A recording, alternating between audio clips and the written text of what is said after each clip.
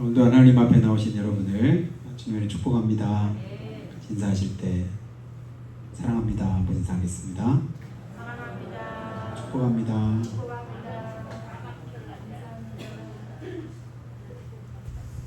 그러니까 연일 계속되는 폭염 속에 많이 어려우시죠? 좋은 거 한 가지 있는 것 같습니다. 안 추워서. 더워가지고 힘든데 그래도 하나도 춥진 않은 것 같아요. 그것만 다행이다 생각을 합니다.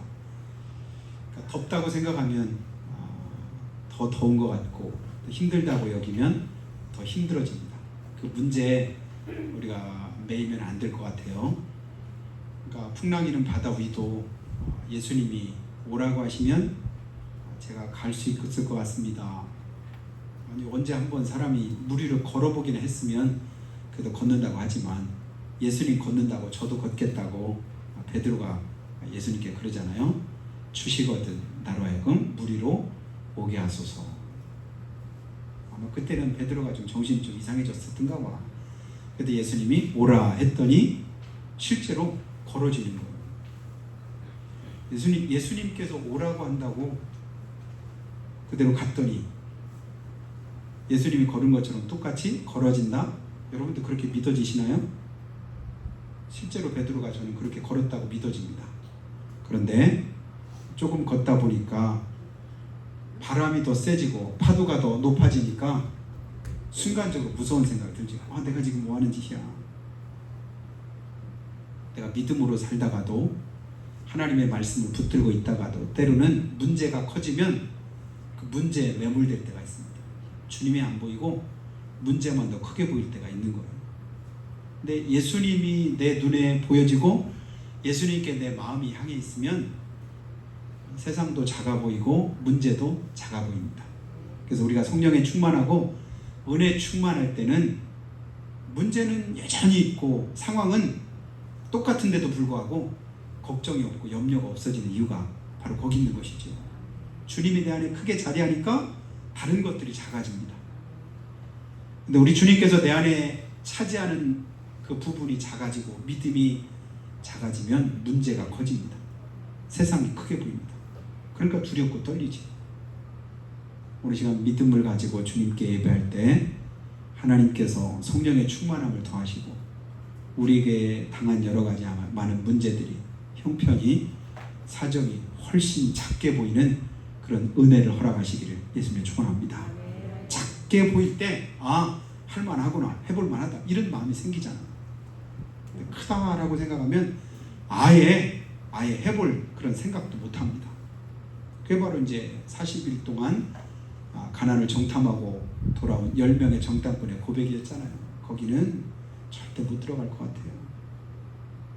우리보다 훨씬 더 크고 힘도 세고 강하고 도저히 우리가 여러 가지 계산해봐도 안 된다고 하는 그런 이제 결론이 나왔습니다. 우리는 그들 앞에 메뚜기 같습니다. 메뚜기는 어때요? 발로 밟으면 한순간에 그냥 아무것도 아니에요. 아무런 힘이 없죠. 제가 파리를 보면 파리채를 가지고 늘 이렇게 잡는데 잡을 때마다 좀 미안한 생각이 들더라고요. 파리한테 이게 파리 목숨이라더니 조금 전까지 여기 나르다가 또 금방 움직이고 그랬는데 그 파리를 한순간에 제가 파리채를 잡으면 그 자리에서 그냥 그 파리의 삶이 끝나잖아요. 파리가 그럴진데 그러면 나라고 뭐 다를 바가 있을까? 우리도 사실은 똑같이 그렇게 살아가고 있는데도 다만 우리가 느끼지 못할 뿐이지요. 근데 하나님이 보실 때는 천년이 하루 같고 하루가 천년 같다. 그리고 우리의 모든 일생이 지난 밤의 한 순간 한 경점과 같도다. 근데 우리가 그걸 깨닫지 못하고 살아갈 때가 많은 것 같습니다. 여러분 하루 중에서 여러분 어떤 생각을 제일 많이 하면서 사시나요? 가만히 한번 생각해 보시죠. 하루 가운데 가장 많은 생각을 차지하고 있는 비중 무엇을 많이 생각합니까? 아마 여러분이 중요하다고 생각하는 그런 부분을 많이 생각하지 않을까 싶어요. 관심 있는 것, 내가 또 거기에다가 중요하다고 여기는 그것이 내 머릿속에서 많이 차지하죠. 근데 사소한 것, 별로 안 중요한 것, 하찮게 여기는 것, 그런 것들을 머릿속에 오랫동안 생각할 사람은 별로 없을 거라고 생각이 됩니다. 그런데요, 그 많이 생각하는 그 비중이 어떠한가를 다시 한번 점검해 볼 필요가 있다고 생각이 듭니다. 왜냐하면 생각이 병들면 마음이 병듭니다. 마음이 병들면 영혼이 병듭니다. 영혼이 병들면 어떻게 될까요? 그럼 큰일 나죠. 그러기 전에 여러분 생각을 바꾸시기를 주님을 축복합니다. 주님이 기뻐하시는 생각을 하고, 주님께서 원하시는 생각을 하고, 주님께서 복되게 여기시는 그런 일들을 하자. 어떤 분이 그런 간증을 하셔요? 뒤늦게서 이분이 이제 목회를 하게 되었는데, 목회를 하면서 그분이 이제 사역을, 무슨 사역을 하냐면 장애인들을 섬기는 그런 사역을 하게 되었답니다. 그러니까 사람들이 자기보고 뭐라 하냐면 아주 특수 목회를 하시는군요 이러더래요. 그러니까 이분이 뭐라고 하냐면 우리도 그런가 보다 일반적으로 그렇게 생각이 들잖아요. 근데 그분 생각에 내가 특수 목회하는 건가? 내가 생각할 때는 할 걸 그냥 하는 거고, 일반적이라고 생각하는데 일반적인 다른 분들이 볼 때는 무슨 목회? 특수 목회라고 이렇게 보는구나. 아, 그걸 특별하게 보는구나. 그러면서 하는 말이 뭐라고 하냐면 참 주님이 기뻐하실 일들을 하신다고. 왜냐하면 아무나 사실은 또 그렇게 잘 못하잖아요. 그러니까 하나님이 기뻐하시는 일들 하십니다 라고 말은 하는데, 그러면서 이분이 그 다음에 하는 말이 중요합니다. 그런데 하나님이 기뻐하시는 일을 한다고 말은 하면서 자기처럼 그렇게 하려고 하는 사람들은 거의 없더라는 거예요. 이상하네. 하나님이 기뻐하시는 일을 한다고 나한테 그렇게 얘기도 하고 칭찬도 하면서 왜 하나님이 기뻐하는 일을 정작 본인은 하려고 안 할까? 믿음으로 사는 것이 복인 줄로 믿으시는 분만 하면 아멘. 무슨 소리 나올까봐 자세히 좀 힘있게 아멘도 잘 못하시는군요. 믿음으로 사는 자가 복이 있다. 이거는 내가 아멘 하든 안 하든 그것은 진리고 사실입니다. 그런데 그렇게 아멘은 하지만, 고백은 하지만 믿음으로 살려고 안 할 때가 많지. 주님 뜻대로 살고 주님이 기뻐하시는 일을 하면 하나님께서 내게 은혜와 복을 주신다. 아멘이죠. 그렇게 믿습니다.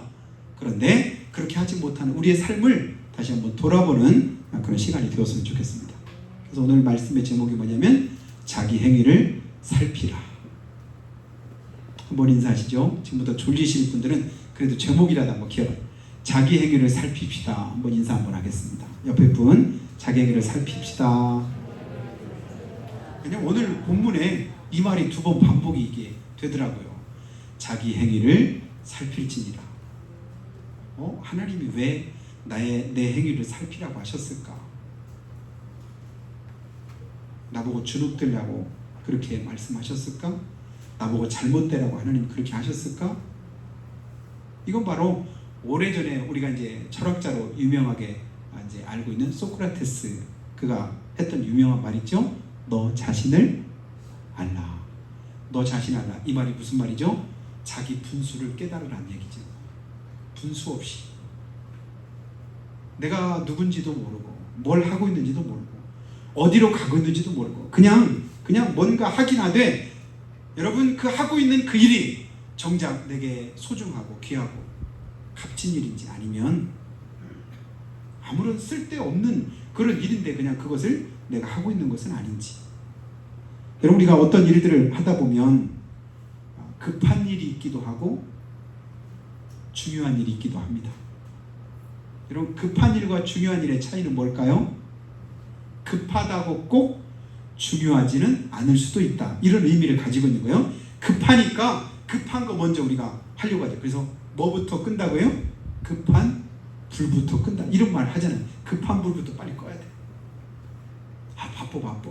우리가 제일 많이 하는 말 가운데 하나가 또 바빠. 뭐 때문에 바쁠까? 뭐 때문에 급할까? 정신없어. 뭐 때문에 정신이 없을까? 그것이 진짜 중요하고 가치 있는 일을 위해서 내가 지금 급하고 바쁘고 정신이 없을까?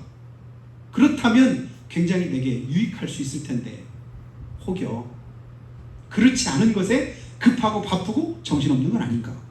그래서 가끔씩 제가 이제 내비게이션을 이제 틀고 요즘에는 길을 가니까 잘 안 잊어버리는데 인도하는 대로 가야 되는데 때로는 내 머릿속에 아이 그 길보다 이 길이 나아. 어떤 데 잘 모르고 그 길로 한참 가다 보니까 이 길이 아닌 게벼. 이럴 때는 굉장히 난감할 때가 있어요.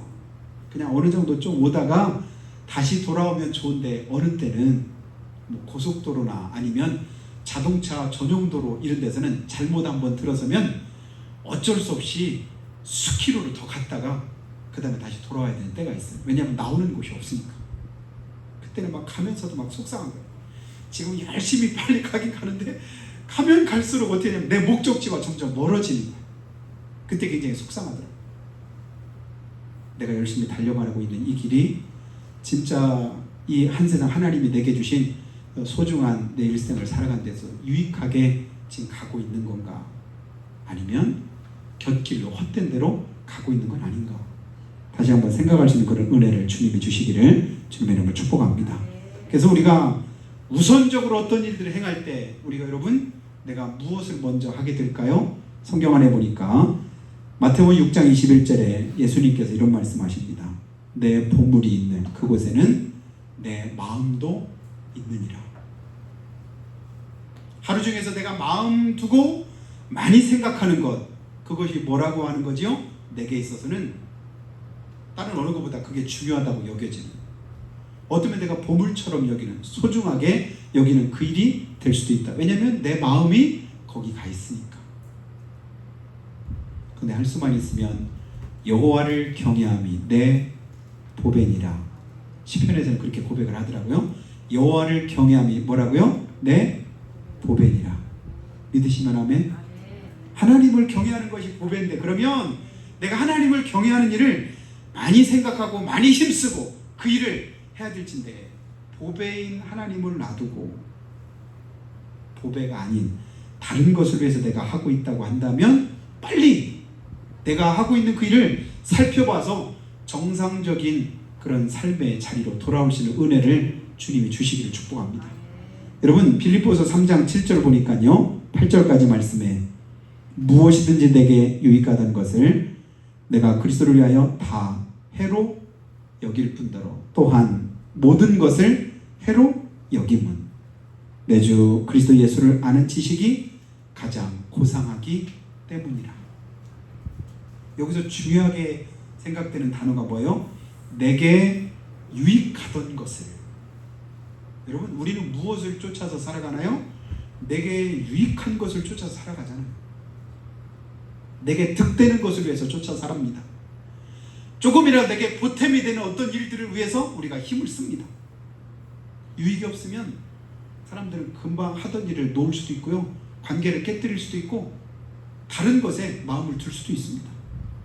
근데 내게 유익하던 그것, 유익하게 여기던 그것을 붙잡고 지금까지 살아왔는데, 주님을 알고 보니까 이게 무슨 말이냐면 믿음을 바로 하고 그리고 내 행위를 다시금 살펴보니까 뭐 한 거예요? 진짜로 유익했더라면 끝까지 붙잡고 있어야 될진데 사실은 별반 유익이 없는 걸 내가 붙잡고 있는 걸 그때서 깨달은 거예요. 누가요? 사도 바울이. 사도 바울이 얼마나 열심을 가지고 하나님을 대적하고 교회를 핍박하고 믿는 성도들을 막 이렇게 잔멸했는지 그가 고백하고 있는 거 여러분 아시잖아요? 먼 동네까지, 그냥 그 멀리까지 가서도 교회를 핍박하는 일에 앞장섰던, 누구보다 앞장섰던 사람이 바울 사도였습니다. 나중에 보니까 내 열심이 헛된 거예요. 그 열심이 차라리 없었음만도 못한 그런 결과를 가져온 것을 주님 안에서 깨닫게 됩니다. 그래서 모든 것을 이제는 다 내려놓고 누구를 바라봐요? 표대 되신 주님을 바라보고 자기 삶을 새롭게 교정한 사람이 사도 바울이었습니다. 여러분 우리 인생에서 가장 소중하고 귀한 것, 주님께서는 세상에 있는 것이 아니라고 우리가 가르쳐주고 있습니다. 그래서 골로새서 3장에 보면 너희가 구원받았으면, 하나님의 자녀가 되었으면, 하나님의 은혜를 맛보았으면, 성령 안에서 깨달음이 있고 하나님이 내 안에 계시다고 확신한다면 그러면 위의 것을 찾으라. 땅의 것을 찾지 말고 위의 것 찾으라. 왜요? 그게 내게 보배니까. 그게 내게 소중하니까. 그것이 진짜 내가 추구해야 될 삶이니까. 이걸 가르쳐주면서 너 진짜 구원받았니? 너 진짜 하나님의 자녀니? 너 진짜 내 안에 믿음이 있니? 그렇다면 지금 잡고 있는 그것보다 더 좋은 거 줄 테니까 이거 잡아라. 그래서 가끔 제가 생각할 때 어릴 때 실수했던 얘기 여러분에게 말씀드렸죠. 우리 아들 어릴 때 장난감 백화점에 처음으로 한번 이렇게 데리고 갔다가 그 다음에 다시는 안 데리고 가야 되겠다 그렇게 생각했던 거 여러분에게 말씀드린 기억이 있습니다. 내가 생각하던 요거 장난감 사주면 좋아하겠지. 그래서 생각하던 것을 그 안에 데리고 가서 그걸 딱 사줬는데 딱 받아보더니 좋지요. 근데 좋고 이걸 받아가지고 딱 있다가 금방에 눈을 들어 딱 보는 순간에 뭐가 있냐면 그거보다 훨씬 더 좋은 게 거기 진열되어 있는 거예요. 그 순간에 잘 걷지도 못하던 아장아장 간신히 걷던 그 아이가 어떻게 보면 가지고 있던 걸 바닥에다 내려놓는 거예요. 그리고 뭘 봐요? 저거를 손가락질 피박 썼네. 그래서 다시금 그때는 작정한 게 뭐냐면 아이들을 절대 어디 가서 뭘 선택해라 뭘 보여주고 뭐하라 이런 얘기 절대 하지 말자. 안 보고 그냥 뭐 사다 주면 그것만 보니까 그게 좋은 줄 알고 막 좋아해. 고마워요. 근데 많은 것 중에 하나 하면 그때는 별반 고마운 생각을 안 가지더라고요. 왜냐면 그거 가지고 오면서 더 좋은 거 받는데 그러니까 이게 별로 성에 차질 않는 거예요. 예수 믿는 우리의 삶이 그래야 될 줄로 믿습니다. 우린 천국을 본 사람들입니다. 뭘로요? 믿음으로. 천국을 바라고 소망하는 그런 삶을 추구하는 사람이 예수 믿는 저 여러분 아닐까요? 그 천국을 바라며 살아갈 때 지금 이 세상이 그 천국에 비할 때 어떻게 보이느냐? 그건 내 믿음의 상태에 따라서 다르겠죠. 믿음이 약해지는 만큼 세상이 커 보입니다. 좋아 보여요. 믿음이 커지면, 믿음이 충만하면, 은혜 가운데 거하면 세상이 어떻게 보일까요? 작아 보입니다. 문제도 작아 보입니다. 원수 마귀도 작아 보입니다. 내가 당하고 있는 고난과 어려움도 크게 여겨지지 않습니다. 그런데 믿음이 작아지면 거꾸로 되더라고요. 그래서 주님 우리에게 말씀하셔요. 사랑하는 자야, 내 영혼이 잘된 같이 내가 범사에 잘되고 강건하길 내가 간구하노라. 우선순위가 잘 안되면 우리 삶의 방향도 바로 되진 않습니다. 우선순위가 바로 되고 영적인 우선순위가 바로 서 있으면 다른 일들은 조금 어렵고 힘들어도 어디로 가든 어떤 문제를 만나든 땐 넘어지고 자빠지고 울부짖고 고통하고 그런 순간이 있다 할지라도 하나님은 결국은 뭐 하셔요? 그 모든 것들을 다 주무르고 주무르셔서 형통과 권고를 병행하사 우리로 하여금 뭐 하게 하셔요? 하나님의 사람임을, 하나님의 자녀임을 깨닫게 하십니다. 그리고 그 하나님을 더 의지하게 하시고 그 모든 것을 합력해서 우리에게 선한 것으로 바꾸어 주시는 하나님의 은혜가 거기 있는 것을 보게 됩니다. 오늘 학계에서는요, 부흥 강사들이 이제 뭐 교회 건축할 일 있고 할 때 이 말씀을 많이 이렇게 인용해서 하기도 하겠는데, 오늘 우리가 이 말씀을 볼 때는 그런 의미로 보는 것이 아니라 오늘 주님께서 우리에게 뭐라고 말씀하시냐면 2절 말씀 한 번 더 보시겠습니다. 만군의 여호와가 이같이 말하여 이르노라. 이 백성이 말하기를 여호와의 전을 건축할 시기가 이르지 아니하였다 하느니라. 성전이 무너졌습니다. 나라를 빼앗긴 지 한 70여 년이 지났었습니다. 다시금 포로되었다가 고국으로 돌아보니까 뭐 성전은 다 회파되고 성전 뭐 성벽도 다 무너지고, 그래서 이스라엘 백성들은 하나님을 믿는 백성이니까 성전을 건축하는 일을 힘써서 처음에 했습니다. 한 2년 정도 이렇게 성전을 건축하다 보니까 방해꾼들이 많은 거예요. 우리가 하나님의 일을 하다 보면 원수 마귀가 방해꾼들을 많이 가져오게 하잖아요. 그래서 하다가 결국은 그 일을 중단했습니다. 못할 상황이 되었어요. 그렇게 손을 놓은 지 얼만큼 지났냐면 약 14년 정도 지났습니다. 머릿속에 생각을 해보세요. 성전을 짓는 일을 14년 동안 그냥 다 놔두고 그리고 나서 열심히 뭔가를 하다 보니까 이제는 성전을 새롭게 건축하고 해야 될 그런 마음 자체도 없어졌다. 이 말은 뭐냐면 성전이 중요한 게 아니라 성전하면 이스라엘 백성들의 삶의 중심이 항상 성전이었습니다. 이유가 뭐죠? 거기에 주님이 계시니까. 그곳에 하나님의 마음과 눈을 거기다 둔다고 말씀하셨고 이곳에 와서 기도하면 이곳을 향해서 부르짖으면 이곳으로 가까이 나오면 하나님께서 은혜 주시겠다고 복을 주시겠다고 약속한 곳이 그것이 성전이었습니다. 다르게 말하면 눈에 보이는 성전은 눈에 보이지 않는 하나님을 대변합니다. 근데 하나님에 대한 믿음 자체가 희미해진 거예요. 믿는다고 말은 하는데 근데 여전히 삶의 모습은 뭐냐면 하나님과는 전혀 상관없는 자기만을 위한 삶을 사는 거예요. 집을 좀 잘 짓고 또 여러 가지 많은 세상적인 어떤 일들을 많이 이제 구하고 그런 일들을 행할 때 하나님께서 그때 이제 이스라엘 백성들에게 주셨던 말씀이 학개 선지자를 통해서 오늘 말씀을 주신 겁니다. 4절 보입니다. 이 성전이 황폐하였거늘 너희가 이때 판벽한 집에 거주하는 것이 옳으냐. 성전과는 전혀 상관없이 하나님과는 전혀 상관없이 세상적으로만 부하고 세상적으로만 풍요로운 삶을 추구하는 것 이것이 옳으냐 영적으로 옳으냐 한번 주님께서 우리에게 살펴보라고 말씀을 하는 겁니다. 그러면서 여전히 뭐라고요? 아직 여호와의 전을 건축할 시기가 되지 않았다. 안 됐다. 아직 때가 아니야. 아직 때가 아니야. 뭐의 때가 아니죠? 하나님이 이게 지금은 이거 할 때가 아니야. 지금 하나님 앞에 어떤 일들을 할 만한 시기가 아니야. 시국이 그렇진 않아. 때가 아니야. 그러니까 하나님이 원하시는 바가 뭔가를 모르는 게 아니에요. 아는데도 불구하고 자꾸만 다른 이유들을 대면서 무엇을 먼저 하는 거죠? 나를 위한 일을 먼저 하려고 애를 쓰는 겁니다. 그때 주님께서는 말씀하기를 5절에 이제 만군의 여호와가 이같이 말하노니 너희는 너희의 행위를 살필지니라. 누가 하신다고요? 만군의 여호와가. 여러분 만군의 여호와가 온 세상의 주인이신 하나님께서 오늘 우리에게 말씀하시기를 너희는 너희의 행위를 살필지니라. 이 말씀 앞에 서시기를 주님을 축원합니다. 너희 행위를 살필지니라. 목사로서 네가 제대로 삶을 살아가고 있는지 아니면 내게 주신 어떤 직분을 잘 감당하고 있는지 예수 믿는 사람으로의 삶을 내가 지금 제대로 살아가고 있는지를 살펴봐라. 이런 말씀과도 같지요. 그러면서 이어서 나오는 말씀이 6절입니다. 6절 한번 보시죠.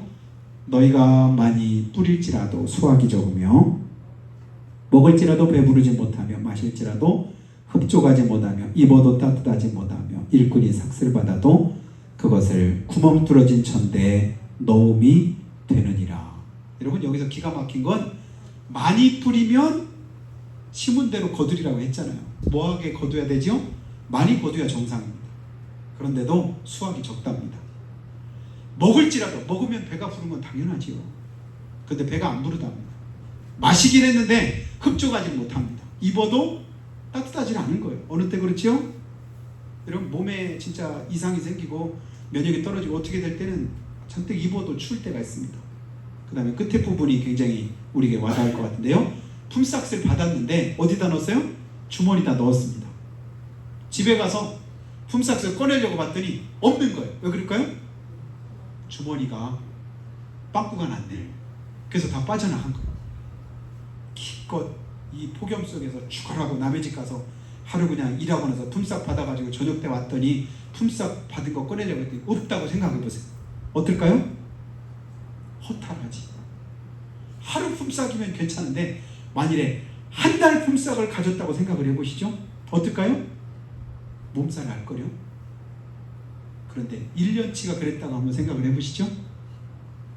우리 아까운 인생이 그렇게 허비되었다라고 생각을 한다면 그때는 끔찍합니다. 근데 주님은 그 전에 우리에게 말씀합니다. 그 다음 7절에 한 번 더 뭐라고 말씀해요? 만군의 여호와가 말하노니 너희는 자기의 행위를 살필지니라. 우리에게 뭐라고요? 자기의 행위를 살필지니라. 여러분 잘 살펴서 내게 유익한 것이 진짜 무엇인가를 진짜 꼭 붙잡으시기를 주의 이름으로 축원해요. 누가 말해서가 아니라, 누구 때문이 아니라, 다른 사람 눈치가 아니라 진짜 나를 위해서. 그게 뭐냐면 신앙생활이 누구를 위한 신앙생활이 되면 안 돼요. 무엇 위해서 우리가 신앙생활을 할까요? 내 신세 위해서. 어느 때 내 신세일까요? 주님 앞에 서게 될 때 내 신세입니다.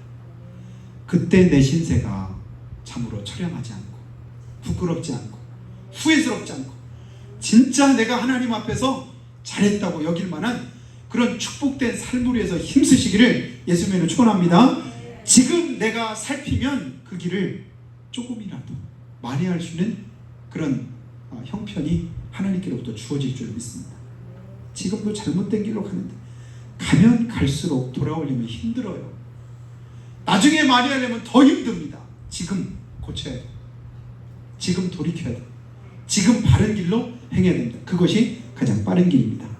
그리고 9절 한번 보면 너희가 많은 것을 바랐으나 도리어 적었고 너희가 그것을 집으로 가져갔으나 내가 불어버렸느니라. 많은 것을 바라는데도 도리어 적고 그것을 집으로 가져갔는데 가고 보니까 아무것도 없어요. 왠가 했더니 하나님 불어버리셨답니다. 하나님 이럴 분이 아니신데 우리가 주님 안에 있을 때 하나님은요 후히 주시고 누르고 흔들어 차고 넘치도록 베풀길 기뻐하시는 우리 하나님이십니다. 어느 때지요? 내가 바른 길에 있을 때 그것이 내게 은혜가 되니까 복이 되니까. 근데 잘못된 길, 그릇된 길, 그리고 죄된 길에 있을 때 하나님이 그거 부어주시면 사실은 설상가상되지요. 더 큰 어려움이 우리에게 주어집니다. 지금도 하나님은 형통과 곤고를 병행하시면서 우리의 인생길을 인도하시고 이끌고 계십니다. 어느 길로요? 저 천국으로 우리를 이끌고 계시고 은혜 자리로 복된 자리로 이끌고 계십니다.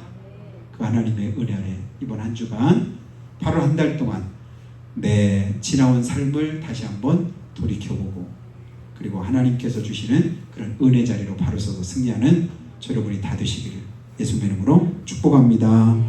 자, 한번 기도할 때 하나님 우리를 주님께서 긍휼히 여기시고 주님께서 돕는 글에 더해 주시옵기를 기도합니다. 우리 영혼이 잘된 같이 범사를 강건케 붙들어 주시기를 원합니다. 하나님 허물과 죄로 죽었던 우리를 십자가에서 흘리신 보혈로 씻으시고 용서하셔서 자녀 삼아주셨고 자기 아들을 아끼지 아니하시고 우리 모든 사람을 위해서 내어주신 그 크신 사랑으로 오늘도 다시 그 구원의 은혜를 베푸실 줄을 믿습니다. 기도 간구를 들으시고 응답하실 줄 믿습니다. 영혼이 잘 되는 것처럼 범사도 형통케 도우실 것을 믿습니다. 하나님 우리 연약함 또 우리의 믿음 없음을 용서하시고 새롭게 하셔서 하나님의 은혜 가운데 승리하는 게 한 축복 허락해 주시라고 한 목소리로 잠깐만 기도합니다. 하나님 아버지 은혜를 감사합니다. 주님 앞에 엎드려 믿음으로 구하는 바 주께서 들으시고 응답하시며 그 은혜를 허락하여 주시옵소서. 영혼이 잘되게 하시고 범사도 형통케 하시며 때만 은혜로 채워주시옵기를 기도합니다. 이제까지 어떻게 지나왔든 다시금 주님 바라보며 은혜를 구하오니 주여 긍휼히 여겨 주시옵소서. 도와주시옵소서. 은혜 자리에 인도하여 주시옵소서. 아버지 하나님께서 크신 권능으로 충만케 하시옵소서. 하나님 아버지 함께 하시옵기를 원합니다. 인도해 주시옵소서. 걸어가신 아버지 하나님